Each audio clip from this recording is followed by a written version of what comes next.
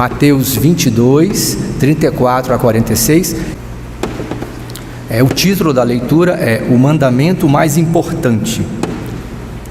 Os fariseus se reuniram quando souberam que Jesus tinha feito os saduceus calarem a boca.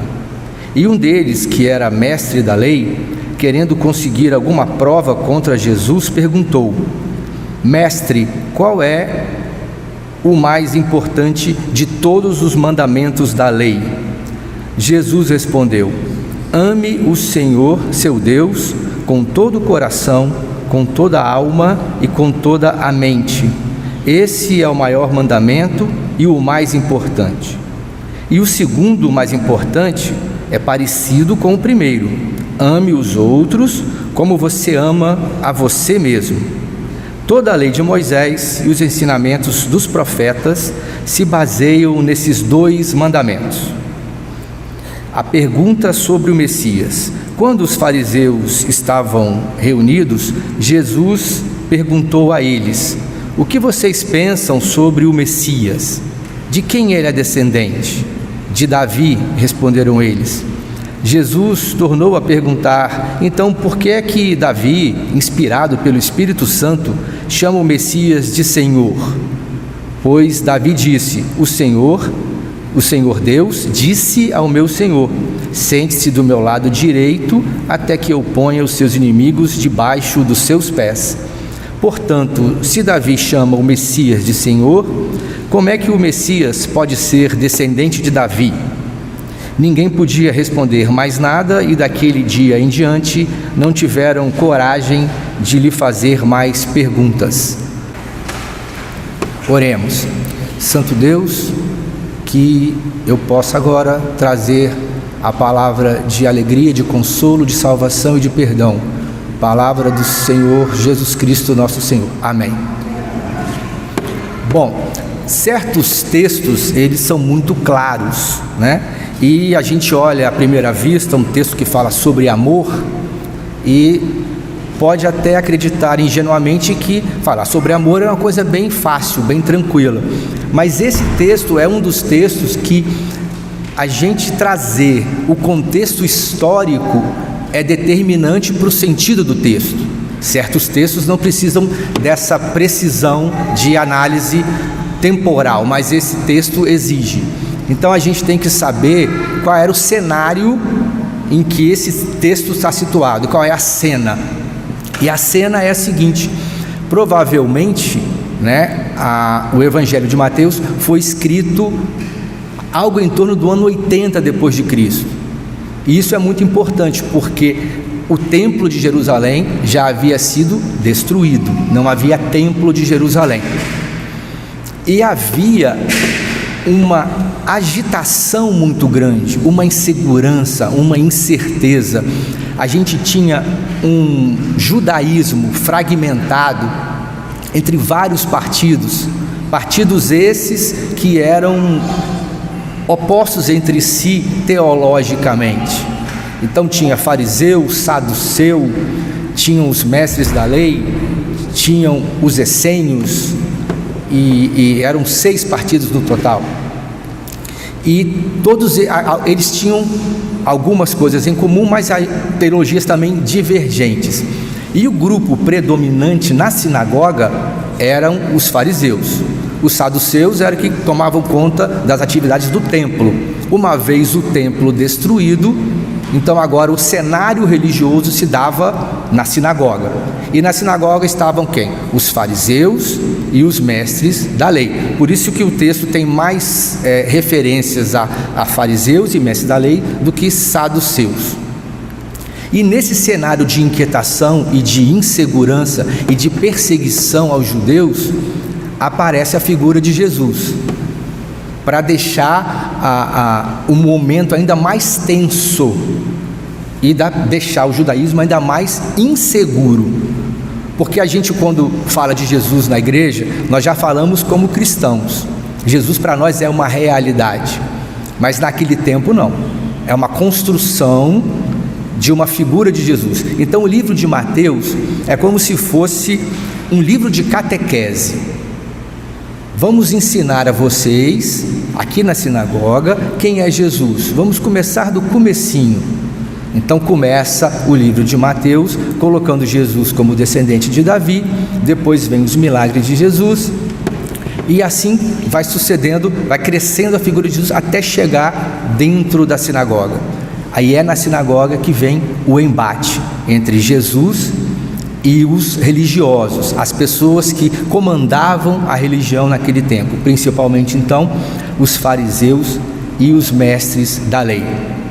A gente leu agora em Deuteronômio todas as proezas e o que Moisés significava.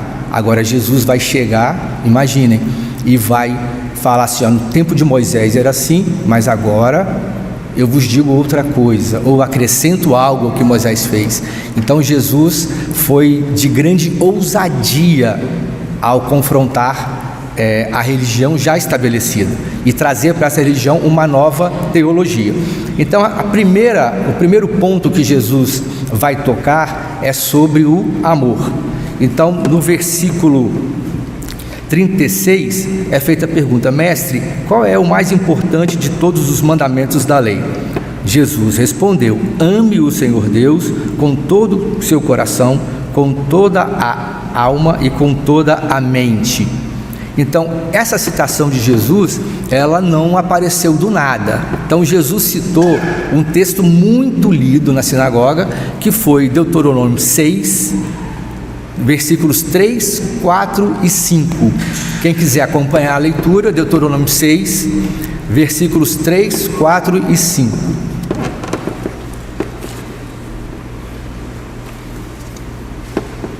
Então diz assim Deuteronômio: povo de Israel, tenha o cuidado de cumprir a lei de Deus. Então, conforme disse o Senhor, o Deus dos nossos antepassados, tudo correrá bem para vocês, e vocês se tornarão numerosos naquela terra boa e rica onde vão viver. Escute, povo de Israel, o Senhor e somente o Senhor é o nosso Deus. Portanto, amem o Senhor nosso Deus com todo o coração, com toda a alma e com todas as forças.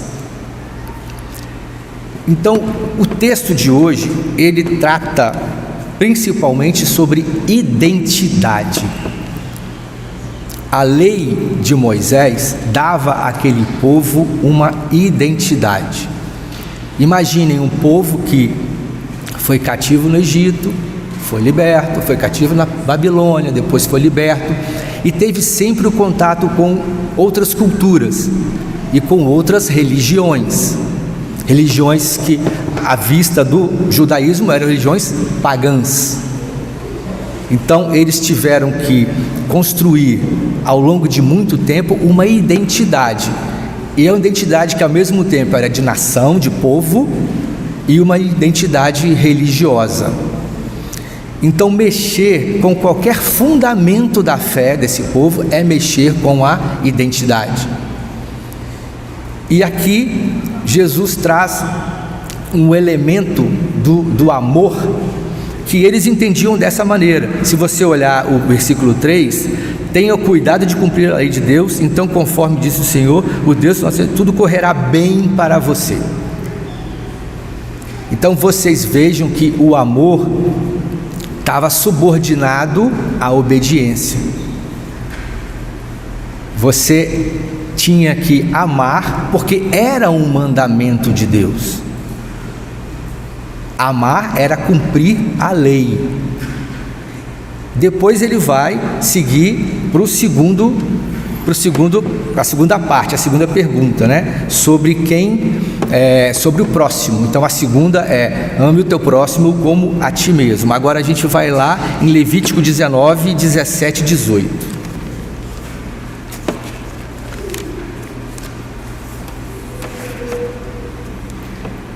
Levítico 19, 17 e 18. Não guarde ódio no coração contra outro israelita, mas corrija-o com franqueza, para que você não acabe cometendo um pecado por causa dele. Não se vingue nem guarde ódio de alguém do seu povo, mas ame os outros como você ama a você mesmo. eu sou o Senhor.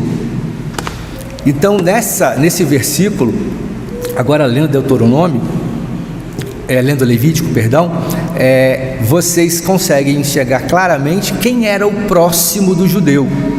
Não sei se vocês perceberam, o próximo do judeu era outro judeu, e somente outro judeu. E não só o judeu que foi alcançado pela salvação, que só era obtida se você fosse fiel à lei. Então, eles tinham que amar o seu irmão judeu, e fora disso, o estrangeiro, não, o estrangeiro é idólatra. E o cego, não, o cego está fora da salvação. O cego, ele é amaldiçoado. Lembra do texto do cego de nascença? Quem pecou para que nascesse assim? Ele ou seus pais? Então, na teologia da época, as pessoas eram abençoadas pela obediência. Se houvesse algum problema físico ou mental, é porque a pessoa, ela não era digna de bênção, ela foi amaldiçoada. Então Jesus agora amplia o leque do amor, porque o povo era um povo, nação santa, eleita de Deus. Deus me escolheu para ter um relacionamento com Ele, e por amor a mim Ele me deu as leis. Então o que importava para aquele povo era obedecer às leis, porque era um povo privilegiado. Aí você tem um povo privilegiado, que se achava privilegiado, e você tinha os privilegiados dos privilegiados, que eram justamente a classe sacerdotal, os fariseus, os mestres da lei. Então a escadinha de importância era Deus, depois de Deus a lei, a Torá, depois os mestres, depois os discípulos e depois o povo. Essa era a escada de importância. E Jesus, ao se deparar com essa hierarquia, ele tenta mudar, ele se propõe a mudar essa hierarquia, porque o amor estava subordinado à lei, estava implícito na lei. E Jesus, ele põe Deus na hierarquia, depois põe o amor, depois a lei, depois o mestre, o discípulo e o povo. Então, abaixo do amor de Deus, subordinado ao amor de Deus, tem que estar todas essas coisas. E a briga era grande. A briga com os saduceus era grande porque os saduceus controlavam o templo e exploravam o seu povo. As pessoas tinham que ir lá trocar o dinheiro e fazer a oferta para ter o perdão dos pecados. Com os fariseus, a briga era outra.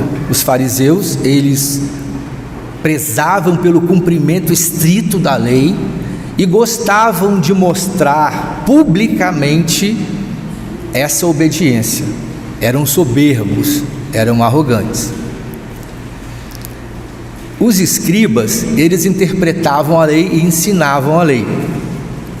Desses três, os escribas é que menos pisaram fora da bola, mas eles perpetuavam nos textos essa imagem de Deus punitivo, de Deus vingativo, porque o judeu encarava Deus de quatro maneiras: Deus Pai, Deus misericordioso, Deus amor, Deus amoroso e Deus vingativo.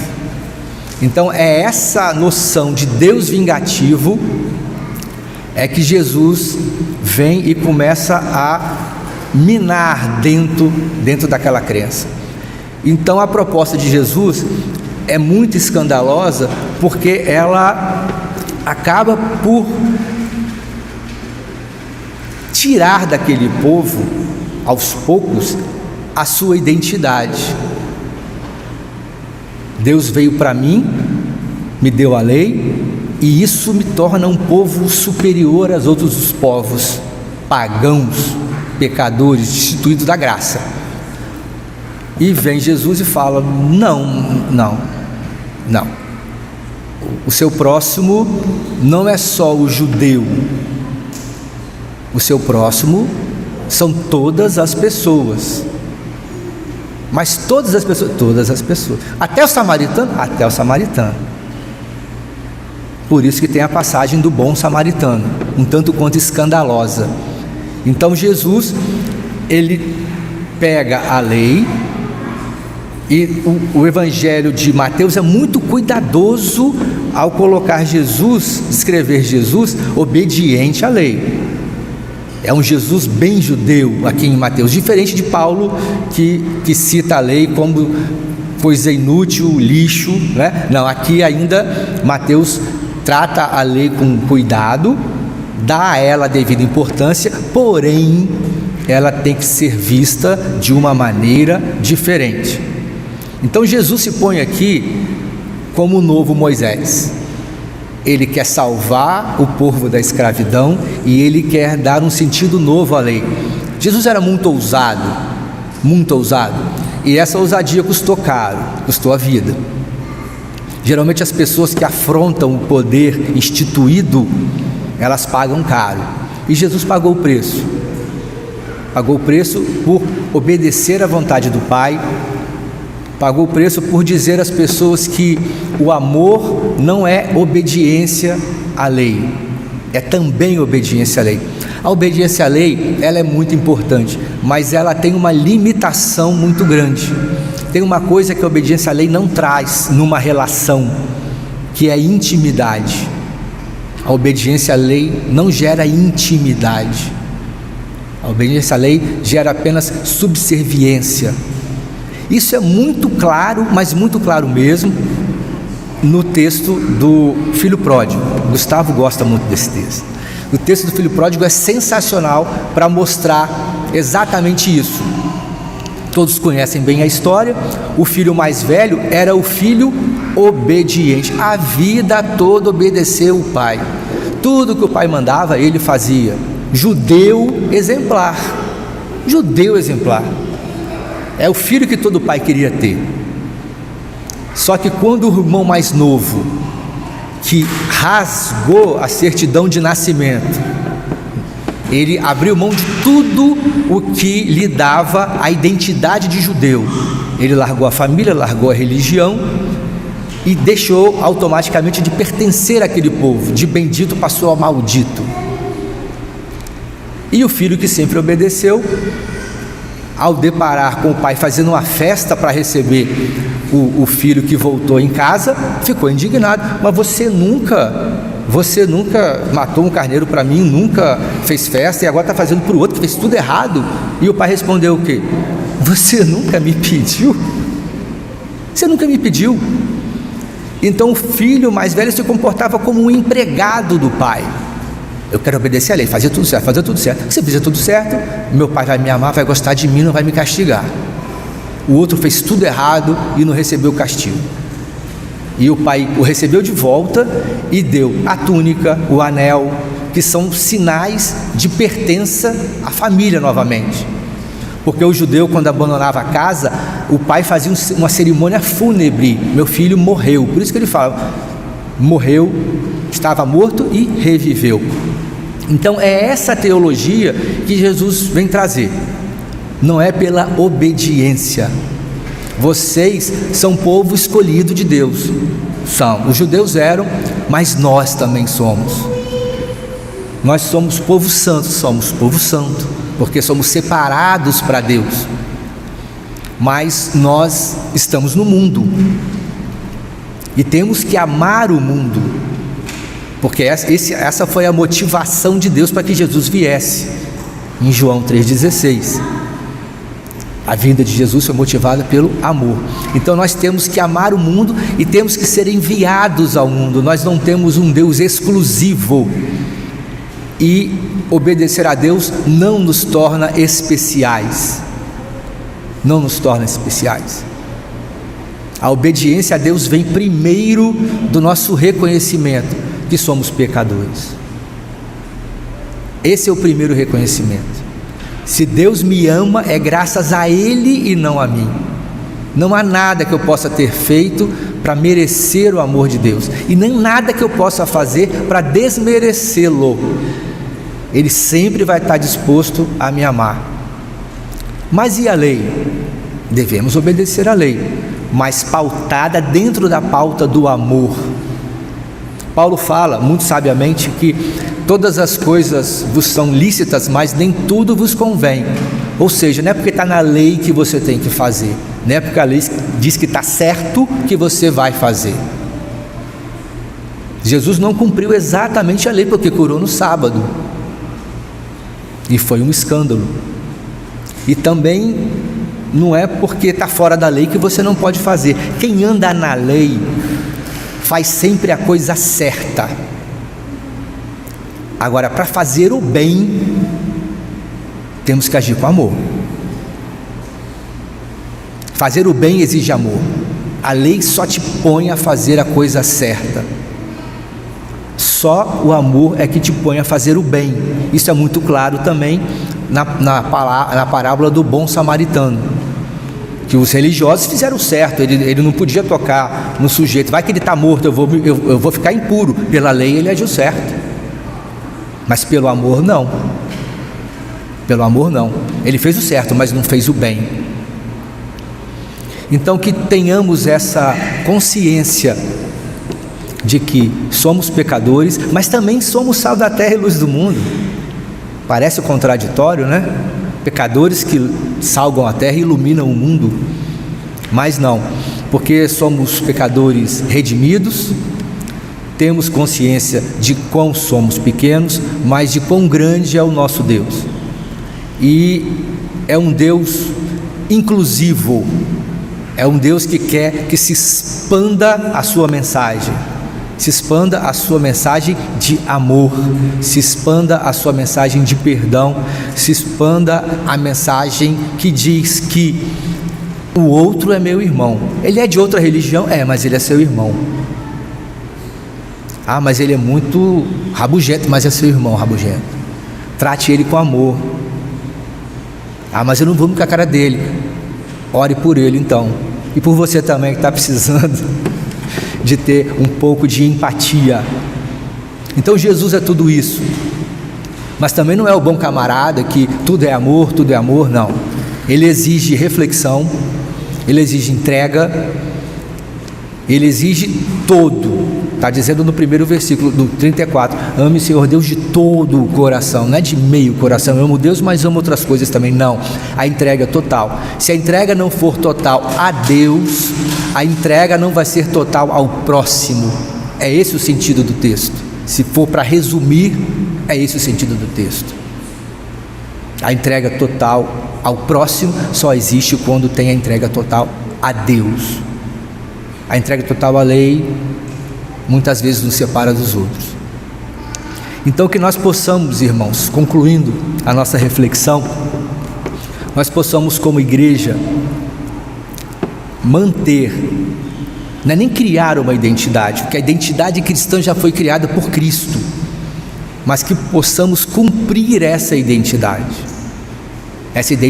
em amor, essa identidade em perdão, essa identidade em conciliação com o próximo, essa identidade de acolhimento, que é a proposta da IPU, que tem que sempre andar alinhada com a proposta do Evangelho, e que possamos levar essa mensagem para a nossa vida, vivamos essa mensagem, e que as pessoas que ao chegarem nessa igreja sintam que elas são bem-vindas, não graças a nós, mas graças a Deus que está em nós.